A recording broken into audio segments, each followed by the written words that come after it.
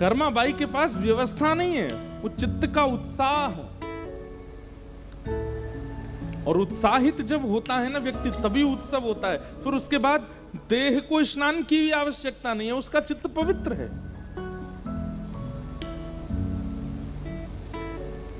एक बात कह दें, छोटा बालक होता है ना, उसमें से दुर्गंध नहीं आती ज्यादा। कभी आप उसको ऐसे गोद में लो, उसके माथा सूंघो, उसकी नाभि सूंघो, उसमें से दुर्गंध नहीं आती। क्यों?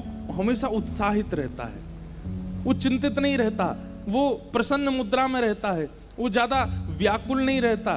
इसलिए उसका जो देह है वो सदैव सुगंधित रहता है।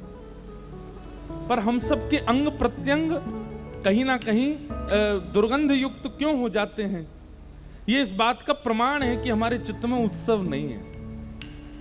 अगर चित्त उत्साहित हो जाए, बुद्धि उत्साहित हो जाए, अब संत जनों को देखो आप, हमारे वृंदावन के महापुरुषों को देखो, वो कोई इत्र नहीं लगाते, कोई उनमें से एक अलग ही सुगंध आती है। हमको तो समीप रहने का अनुभव मिलता है। उनका अंग स्पर्श करके देखेंगे तो ऐसा लगेगा कि मानो कोई नवजात बालक का जैसा अंग होता है ना, ऐसे अंग लगते हैं, ऐसे उनके गाल लगते हैं, ऐसे उनके अंग से सुगंधी आती है अनायासी। क्यों? उत्साहित रहते हैं। तो उत्सव का मतलब बहु व्यवस्था बाहर की नहीं, उत्सव का मतलब अंग की व्यवस्था, अंदर की व्यवस्था, अंदर का उत्साह।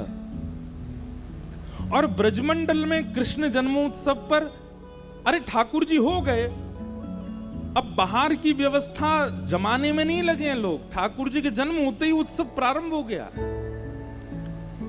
सबके चित्त का उत्साह ही उत्सव को मनाता जा रहा है, आनंदित करता जा रहा है। सब नाच रहे हैं, गा रहे हैं,